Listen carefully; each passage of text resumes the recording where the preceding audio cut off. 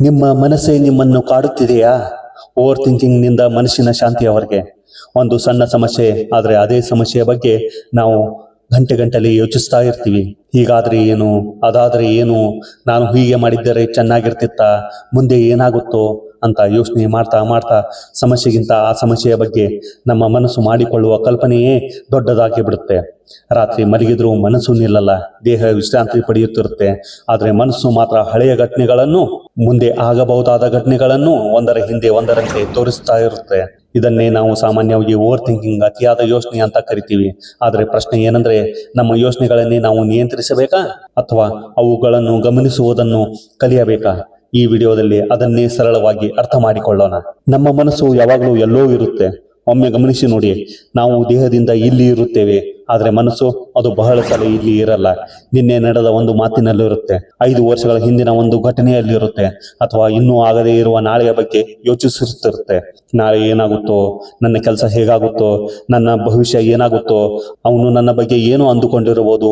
ಹೀಗೆ ನಮ್ಮ ಮನಸ್ಸು ಯಾವಾಗಲೂ ಹಿಂದೆ ಅಥವಾ ಮುಂದೆ ಓಡುತ್ತಿರುತ್ತೆ.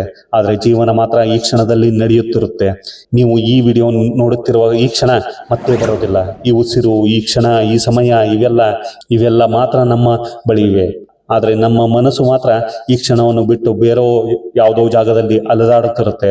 ಅದಕ್ಕಾಗಿ ಕೆಲವೊಮ್ಮೆ ನಮ್ಮ ಜೀವನದಲ್ಲಿ ಸಮಸ್ಯೆ ಕಡಿಮೆ ಇದ್ದರೂ ಮನಸ್ಸಿನಲ್ಲಿ ಮಾತ್ರ ಶಾಂತಿ ಇರಲ್ಲ. ಪ್ರತಿಯೊಂದು ಯೋಚನೆಯೂ ಸತ್ಯವಲ್ಲ. ಇಲ್ಲಿ ಒಂದು ಮುಖ್ಯವಾದ ವಿಷಯವನ್ನು ಅರ್ಥ ಮಾಡಿಕೊಳ್ಳಬೇಕು. ನಮ್ಮ ಮನಸ್ಸಿಗೆ ಬಂದ ಪ್ರತಿಯೊಂದು ಯೋಚನೆಯೂ ಸತ್ಯ ಅಲ್ಲ. ಮನಸ್ಸು ಕಲ್ಪನೆ ಮಾಡುತ್ತೆ. ಒಂದು ಘಟನೆ ಆಗುವ ಮೊದಲೇ ಅದರ ಬಗ್ಗೆ 10 ರೀತಿಯ ಫಲಿತಾಂಶಗಳನ್ನು ಊಹಿಸುತ್ತೆ. ಒಂದು ಸಣ್ಣ ಸಮಸ್ಯೆಯನ್ನು ತೆಗೆದುಕೊಂಡು ಅದು ದೊಡ್ಡದಾಗಬಹುದು, ಇನ್ನೂ ದೊಡ್ಡದಾಗಬಹುದು. ಕೊನೆಗೆ ಆಗದೇ ಇರುವ ವಿಷಯಕ್ಕೂ ನಮ್ಮ ಮನಸ್ಸು ಭಯಪಡಲು ಶುರು ಮಾಡಬಹುದು. ಉದಾಹರಣೆಗೆ, ನೀವು ಯಾರಿಗಾದರೂ ಒಂದು ಮೆಸೇಜ್ ಕಳಿಸಿದ್ದೀರಿ, ಅವರು ತಕ್ಷಣ ರಿಪ್ಲೈ ಮಾಡಲಿಲ್ಲ ಅಷ್ಟೇ. ಆದರೆ ಮನಸ್ಸು ಏನು ಮಾಡುತ್ತೆ? ಯಾಕೆ ರಿಪ್ಲೈ ಮಾಡಲಿಲ್ಲ? ನನ್ನ ಮೇಲೆ ಬೇಸರವಾಗಿದೆಯಾ? ನಾನು ಏನಾದರೂ ತಪ್ಪಾಗಿ ಹೇಳಿದ್ನಾ? ಏನಾದರೂ ಸಮಸ್ಯೆ ಆಗಿದೆಯಾ ಅಂತ ಒಂದು ರಿಪ್ಲೈ ಬರದೇ ಇರುವುದರಿಂದ 10 ಕಥೆಗಳನ್ನು ಸೃಷ್ಟಿಸಿ ಬಿಡುತ್ತೆ. ಆದರೆ ನಿಜ ಏನು? ಬಹುಶಃ ಅವರು ಬ್ಯುಸಿ ಇರಬಹುದು ಅಷ್ಟೇ. ಹಾಗಾಗಿ ಯೋಚನೆ ಬಂದಿತ್ತು ಅಂದ್ರೆ ಅದು ನಿಜ ಅಂತ ಅರ್ಥವಲ್ಲ. ಯೋಚನೆಗಳ ಜೊತೆ ಹೋರಾಡಬೇಡಿ. ಹಾಗಾದ್ರೆ ಯೋಚನೆಗಳನ್ನು ಹೇಗೆ ನಿಲ್ಲಿಸೋದು? ಇಲ್ಲೇ ನಾವು ಒಂದು ತಪ್ಪು ಮಾಡ್ತೀವಿ. ನನಗೆ ಈ ಯೋಚನೆ ಬರಬಾರ್ದು, ನಾನು ಇದನ್ನು ಯೋಚಿಸಬಾರದು, ನನ್ನ ಮನಸ್ಸು ಖಾಲಿ ಆಗಬೇಕು ಅಂತ ಯೋಚನೆಗಳನ್ನು ಬಲವಂತವಾಗಿ ನಿಲ್ಲಿಸಲು ಪ್ರಯತ್ನಿಸುತ್ತೀವಿ. ಆದರೆ ಯೋಚನೆಗಳ ಜೊತೆ ಹೋರಾಡಿದಷ್ಟು ಅವುಗಳ ಮೇಲೆಯೇ ನಮ್ಮ ಗಮನ ಹೆಚ್ಚಾಗುತ್ತೆ. ಅದಕ್ಕೆ ಬದಲಾಗಿ ಯೋಚನೆಗಳನ್ನು ಗಮನಿಸುವುದನ್ನು ಕಲಿಯಬೇಕು. ಆಕಾಶದಲ್ಲಿ ಮೋಡಗಳು ಬರೋದನ್ನು ನೋಡಿದ್ದೀರಾ? ಒಂದು ಮೋಡು ಬರುತ್ತೆ, ಸ್ವಲ್ಪ ಸಮಯ ಇರುತ್ತೆ, ಮತ್ತೆ ನಿಧಾನವಾಗಿ ಹೋಗಿಬಿಡುತ್ತೆ. ನಮ್ಮ ಯೋಚನೆಗಳು ಹಾಗೆ. ಒಂದು ಯೋಚನೆ ಬರುತ್ತೆ, ಸ್ವಲ್ಪ ಸಮಯ ಇರುತ್ತೆ, ಮತ್ತೆ ಹೋಗಿಬಿಡುತ್ತೆ. ನೀವು ಪ್ರತಿಯೊಂದು ಮೋಡದ ಹಿಂದೆ ಓಡೋದಿಲ್ಲ, ಹಾಗೆ ಪ್ರತಿಯೊಂದು ಯೋಚನೆ ಹಿಂದೆ ಹೋಗಬೇಕಾಗಿಲ್ಲ.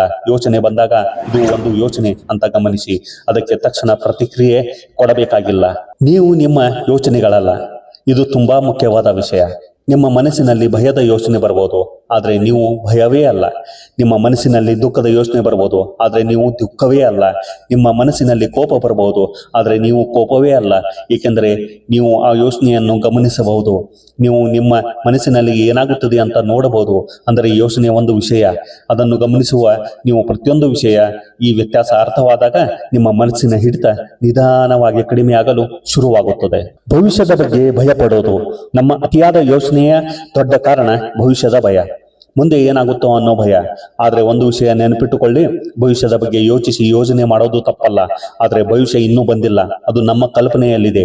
ನಾವು ನಾಳೆಯ ಸಮಸ್ಯೆಯನ್ನು ಇವತ್ತೇ ಬದುಕಲು ಶುರು ಮಾಡಿದರೆ ಇವತ್ತಿನ ಶಾಂತಿಯನ್ನು ಕಳೆದುಕೊಳ್ಳುತ್ತೇವೆ. ನಿಜವಾದ ಸಮಸ್ಯೆ ಬಂದಾಗ ಅದಕ್ಕೆ ಪರಿಹಾರ ಹುಡುಕಬಹುದು. ಆದರೆ ಸಮಸ್ಯೆ ಬರೋ ಮೊದಲೇ ಅದರ ಬಗ್ಗೆ 100 ಬಾರಿ ಭಯಪಟ್ಟರೆ ಸಮಸ್ಯೆ ಬದಲಾಗಲ್ಲ, ನಮ್ಮ ಶಾಂತಿ ಮಾತ್ರ ಹೋಗುತ್ತದೆ. ಹಾಗಾಗಿ ನಿಮ್ಮನ್ನು ನೀವು ಕೇಳಿಕೊಳ್ಳಿ, ಈ ಕ್ಷಣದಲ್ಲಿ ನಿಜವಾಗಿಯೂ ಸಮಸ್ಯೆ ಇದೆಯಾ? ಇದ್ದರೆ ಅದಕ್ಕೆ ಏನು ಮಾಡುವುದು ಅಂತ ಯೋಚಿಸಿ. ಇಲ್ಲ ಅಂದ್ರೆ ಆ ಯೋಚನೆಯನ್ನು ಅಲ್ಲೇ ಬಿಡಿ. ವರ್ತಮಾನದಲ್ಲಿ ಬದುಕೋದು ಅಂದ್ರೆ ಏನು? ವರ್ತಮಾನದಲ್ಲಿ ಬದುಕೋದು ಅಂದ್ರೆ ಭವಿಷ್ಯದ ಬಗ್ಗೆ ಯೋಚಿಸಬಾರದು ಅಂತ ಅಲ್ಲ. ಅದರ ಅರ್ಥ ನೀವು ಏನು ಮಾಡ್ತಿದ್ದೀರೋ ಅದರಲ್ಲಿ ಸಂಪೂರ್ಣವಾಗಿ ಇರಬೇಕು. ಊಟ ಮಾಡ್ತಿದ್ದೀರಾ? ಆ ಊಟದ ರುಚಿಯನ್ನು ಗಮನಿಸಿ. ಯಾರಾದರೂ ನಿಮ್ಮ ಜೊತೆ ಮಾತನಾಡ್ತಿದ್ದಾರಾ? ಮೊಬೈಲ್ ನೋಡ್ತಾ ಅಲ್ಲ, ಅವರ ಮಾತನ್ನು ಕೇಳಿ. ಬೆಳಿಗ್ಗೆ ಹೊರಗೆ ಹೋಗಿದ್ದೀರಾ? ಸ್ವಲ್ಪ ಗಾಳಿಯನ್ನು ಅನುಭವಿಸಿ. ಮಳೆ ಬರುತ್ತಿದೆಯಾ? ಮಳೆಯ ಶಬ್ದವನ್ನು ಕೇಳಿ. ಇವೆಲ್ಲ ತುಂಬಾ ಸಣ್ಣ ವಿಷಯಗಳಂತೆ ಕಾಣಬಹುದು, ಆದರೆ ಜೀವನ ಅನ್ನೋದು ದೊಡ್ಡ ದೊಡ್ಡ ಘಟನೆಗಳಿಂದ ಮಾತ್ರ ಆಗೋದಿಲ್ಲ. ಇಂಥ ಸಣ್ಣ ಕ್ಷಣಗಳಿಂದಲೇ ನಮ್ಮ ಜೀವನ ರೂಪುಗೊಳ್ಳುತ್ತದೆ. ಆದರೆ ನಾವು ಆ ಕ್ಷಣದಲ್ಲೇ ಇದ್ದರೂ ನಮ್ಮ ಮನಸ್ಸು ಮಾತ್ರ ಬೇರೆ ಕಡೆ ಇದ್ದರೆ ಆ ಕ್ಷಣ ನಮ್ಮಿಂದ ತಪ್ಪಿ ಹೋಗುತ್ತದೆ. ಆದ್ದರಿಂದ ದೇಹ ಎಲ್ಲಿದೆಯೋ ಮನಸ್ಸನ್ನು ಅಲ್ಲಿಗೆ ಕರೆತರುವುದನ್ನು ಕಲಿಯಬೇಕು. ಮಕ್ಕಳಿಂದ ಒಂದು ವಿಷಯ ಕಲಿಯಬಹುದು. ಚಿಕ್ಕ ಮಕ್ಕಳನ್ನೊಮ್ಮೆ ಗಮನಿಸಿ. ಅವರು ಒಂದು ಕ್ಷಣ ಅಳಬಹುದು, ಮುಂದಿನ ಕ್ಷಣವೇ ಯಾವುದೋ ಆಟದಲ್ಲಿ ಖುಷಿಯಾಗಿರಬಹುದು. ಅವರ ಹಳೆಯ ವಿಷಯವನ್ನು ಮತ್ತೆ ಮತ್ತೆ ಯೋಚಿಸುತ್ತಾ ಕುಳಿತುಕೊಳ್ಳುವುದಿಲ್ಲ. ಅವರಿಗೆ ಮುಂದಿನ 10 ವರ್ಷಗಳ ಬಗ್ಗೆ ಪ್ರತಿದಿನ ಭಯ ಪಡುವ ಅಭ್ಯಾಸ ಇರುವುದಿಲ್ಲ. ಅವರು ಹೆಚ್ಚಾಗಿ ಆ ಕ್ಷಣದಲ್ಲಿ ಇರುತ್ತಾರೆ. ನಾವು ದೊಡ್ಡವರಾದಂತೆ ಅನುಭವಗಳು ಹೆಚ್ಚಾಗುತ್ತವೆ, ಜವಾಬ್ದಾರಿಗಳು ಹೆಚ್ಚಾಗುತ್ತವೆ, ಹಿಂದಿನ ಘಟನೆಗಳು, ಮುಂದಿನ ಭಯಗಳು ಎಲ್ಲವೂ ಮನುಷ್ಯನೊಳಗೆ ಜಾಗ ಮಾಡಿಕೊಳ್ಳುತ್ತವೆ. ಅದಕ್ಕಾಗಿ ಜೀವನದಲ್ಲಿ ಎಲ್ಲವನ್ನು ನಮ್ಮ ನಿಯಂತ್ರಣಕ್ಕೆ ತರುವ ಪ್ರಯತ್ನ ಮಾಡುವುದನ್ನು ಸ್ವಲ್ಪ ಕಡಿಮೆ ಮಾಡಬೇಕು. ಕೆಲವೊಂದು ವಿಷಯಗಳು ನಮ್ಮ ಕೈಯಲ್ಲಿ ಇರುವುದಿಲ್ಲ, ಅದನ್ನು ಒಪ್ಪಿಕೊಳ್ಳುವುದು ಒಂದು ರೀತಿಯ ಶಾಂತಿ. ಧ್ಯಾನ ಅಂದ್ರೆ ಏನು? ಧ್ಯಾನ ಅಂದ್ರೆ ಮನಸ್ಸಿನಲ್ಲಿ ಒಂದೇ ಒಂದು ಯೋಚನೆಯೂ ಬರಬಾರದು ಅಂತ ಅಲ್ಲ. ಧ್ಯಾನ ಅಂದ್ರೆ ನಮ್ಮೊಳಗೆ ಏನಾಗುತ್ತದೆ ಅನ್ನುವುದನ್ನು ಗಮನಿಸುವುದು. ಸ್ವಲ್ಪ ಸಮಯ ಶಾಂತವಾಗಿ ಕುಳಿತುಕೊಳ್ಳಿ, ಕಣ್ಣುಗಳನ್ನು ಮುಚ್ಚಿಕೊಳ್ಳಿ, ನಿಮ್ಮ ಉಸಿರಿನ ಮೇಲೆ ಗಮನ ಕೊಡಿ. ಯೋಚನೆ ಬಂದರೆ ಬರಲಿ, ಹಳೆ ನೆನಪು ಬಂದರೆ ಬರಲಿ, ಭವಿಷ್ಯದ ಬಗ್ಗೆ ಯೋಚನೆ ಬಂದರೆ ಅದೂ ಬರಲಿ, ಆದರೆ ಅದರ ಜೊತೆ ಹೋಗಬೇಡಿ. ಅದನ್ನು ಗಮನಿಸಿ, ಮತ್ತೆ ನಿಮ್ಮ ಉಸಿರಿನ ಕಡೆಗೆ ಗಮನ ತಂದುಕೊಳ್ಳಿ. ಮೊದಲ ದಿನವೇ ಮನಸ್ಸು ಶಾಂತವಾಗಬೇಕು ಅಂತ ನಿರೀಕ್ಷಿಸಬೇಡಿ. ಮೊದಲ ದಿನ ಯೋಚನೆಗಳು ಎಷ್ಟು ಬರುತ್ತವೆ ಅನ್ನೋದೇ ನಿಮಗೆ ಗೊತ್ತಾಗಬಹುದು. ಅದು ಸೋಲು ಅಲ್ಲ, ಅದೇ ಜಾಗೃತಿ ಶುರುವಾಗುತ್ತಿರುವ ಸೂಚನೆ. ಪ್ರತಿದಿನ 10 ನಿಮಿಷ ನಿಮ್ಮ ಮನಸ್ಸನ್ನು ಗಮನಿಸುವ ಅಭ್ಯಾಸ ಮಾಡಿ. ನಿಧಾನವಾಗಿ ಯೋಚನೆಗಳು ಬರುತ್ತವೆ, ಆದರೆ ಅವುಗಳ ಜೊತೆ ಹೋಗಬೇಕೋ ಬೇಡವೋ ಅನ್ನೋದನ್ನು ನೀವು ಗಮನಿಸಲು ಶುರು ಮಾಡುತ್ತೀರಿ. ಒಂದು ಸರಳ ಅಭ್ಯಾಸ. ಇವತ್ತಿನಿಂದ ಒಂದು ಚಿಕ್ಕ ಅಭ್ಯಾಸ ಮಾಡಿ. ನಿಮಗೆ ಯಾವಾಗಲಾದರೂ ನಾನು ತುಂಬಾ ಯೋಚನೆ ಮಾಡ್ತಿದ್ದೀನಿ ಅನಿಸಿದರೆ ತಕ್ಷಣ ನಿಮ್ಮನ್ನು ನೀವು ಕೇಳಿಕೊಳ್ಳಿ, ಈ ಕ್ಷಣದಲ್ಲಿ ನಿಜವಾಗಿಯೂ ಏನಾಗುತ್ತಿದೆ? ಬಹುಶಃ ನೀವು ಸುರಕ್ಷಿತವಾಗಿರಬಹುದು, ನಿಮ್ಮ ಮುಂದೆ ಯಾವುದೇ ದೊಡ್ಡ ಸಮಸ್ಯೆ ಇರದೇ ಇರಬಹುದು, ಆದರೆ ಮನಸ್ಸು ಮಾತ್ರ ಭವಿಷ್ಯದ ಒಂದು ಕಲ್ಪನೆಯನ್ನು ಹಿಡಿದುಕೊಂಡಿರಬಹುದು. ಆಗ ಒಂದು ಆಳವಾದ ಉಸಿರನ್ನು ತೆಗೆದುಕೊಳ್ಳಿ. ನಿಮ್ಮ ಸುತ್ತಮುತ್ತ ನೋಡಿ. ನೀವು ಏನು ನೋಡುತ್ತಿದ್ದೀರಿ, ಏನು ಕೇಳಿಸುತ್ತಿದೆ, ನಿಮ್ಮ ಉಸಿರು ಹೇಗಿದೆ, ನಿಮ್ಮ ದೇಹ ಹೇಗಿದೆ? ಕೆಲವೇ ಕ್ಷಣ ನಿಮ್ಮ ಮನಸ್ಸು ನಿಮ್ಮ ಗಮನವನ್ನು ವರ್ತಮಾನಕ್ಕೆ ತಂದುಕೊಳ್ಳಿ. ಇದು ಒಂದು ಸರಳವಾದ ಅಭ್ಯಾಸ, ಆದರೆ ನಿರಂತರವಾಗಿ ಮಾಡಿದಾಗ ನಿಮ್ಮ ಮನಸ್ಸನ್ನು ಅರ್ಥ ಮಾಡಿಕೊಳ್ಳಲು ಸಹಾಯ ಮಾಡಬಹುದು. ಕೊನೆಯ ಮಾತು, ನಿಮ್ಮ ಮನಸ್ಸು ನಿಮ್ಮ ಶತ್ರು ಅಲ್ಲ, ಆದರೆ ನಮ್ಮ ಪ್ರತಿಯೊಂದು ಯೋಚನೆಯನ್ನು ಸತ್ಯ ಅಂತ ನಂಬಿದಾಗ ಅದೇ ಮನಸ್ಸು ನಮ್ಮ ಶಾಂತಿಯನ್ನು ಕದಿಯಬಹುದು. ಯೋಚನೆಗಳು ಬರುತ್ತವೆ, ಭಯ ಬರುತ್ತದೆ, ಚಿಂತೆ ಬರುತ್ತದೆ, ಹಳೆಯ ನೆನಪುಗಳು ಬರುತ್ತವೆ, ಮುಂದಿನ ದಿನಗಳ ಬಗ್ಗೆ ಕಲ್ಪನೆಗಳೂ ಬರುತ್ತವೆ. ಅವುಗಳನ್ನು ಸಂಪೂರ್ಣವಾಗಿ ತಡೆಯುವುದು ಯಾವಾಗಲೂ ನಮ್ಮ ಕೈಯಲ್ಲಿ ಇರದೇ ಇರಬಹುದು, ಆದರೆ ಅವುಗಳ ಹಿಂದೆ ಓಡಬೇಕಾ ಬೇಡವಾ ಅನ್ನೋದನ್ನು ನಿಧಾನವಾಗಿ ಕಲಿಯಬಹುದು. ಹಾಗಾಗಿ ಯೋಚನೆಗಳನ್ನು ಬಲವಂತವಾಗಿ ನಿಲ್ಲಿಸಲು ಪ್ರಯತ್ನಿಸಬೇಡಿ. ಅವುಗಳನ್ನು ಗಮನಿಸಿ, ವರ್ತಮಾನಕ್ಕೆ ಮರಳಿ. ಪ್ರತಿದಿನ ಸ್ವಲ್ಪ ಸಮಯ ನಿಮ್ಮೊಳಗೆ ಮೌನವನ್ನು ಅನುಭವಿಸಿ.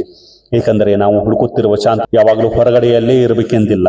ಕೆಲವೊಮ್ಮೆ ನಾವು ಇಡೀ ಜಗತ್ತಿನಲ್ಲಿ ಹುಡುಕುತ್ತಿರುವ ಶಾಂತಿ ನಮ್ಮೊಳಗೆ ಇರುತ್ತದೆ. ನಾವು ಸ್ವಲ್ಪ ನಿಲ್ಲಬೇಕು, ಸ್ವಲ್ಪ ಗಮನಿಸಬೇಕು ಮತ್ತು ನಮ್ಮೊಳಗಿನ ಆ ಶಾಂತಿಯನ್ನು ಅನುಭವಿಸಲು ಕಲಿಯಬೇಕು. ಯೋಚನೆಗಳು ಬರ್ತವೆ, ಆದರೆ ಪ್ರತಿಯೊಂದು ಯೋಚನೆಯ ಜೊತೆಗೂ ನೀವು ಹೋಗಬೇಕೆಂದಿಲ್ಲ. ನಿಮ್ಮ ಮನಸ್ಸನ್ನು ಗಮನಿಸಿ, ವರ್ತಮಾನದಲ್ಲಿ ಬದುಕಿ ಮತ್ತು ನಿಮ್ಮೊಳಗಿನ ಶಾಂತಿಯನ್ನು ನಿಧಾನವಾಗಿ ಕಂಡುಕೊಳ್ಳಿ. ಈ ವಿಡಿಯೋ ನಿಮಗೆ ಇಷ್ಟವಾಗಿದ್ದರೆ ನಿಮ್ಮಂತೆ ಅತಿಯಾಗಿ ಯೋಚಿಸುತ್ತಿರುವ ಯಾರಿಗಾದರೂ ಇದನ್ನು ಹಂಚಿಕೊಳ್ಳಿ. ಇಂಥ ಸರಳವಾದ ಜೀವನದ ವಿಚಾರಗಳಿಗಾಗಿ ಚಾನಲ್ ಅನ್ನು ಸಬ್ಸ್ಕ್ರೈಬ್ ಮಾಡಿ. ಮತ್ತೊಂದು ವಿಡಿಯೋದಲ್ಲಿ ಭೇಟಿಯಾಗೋಣ.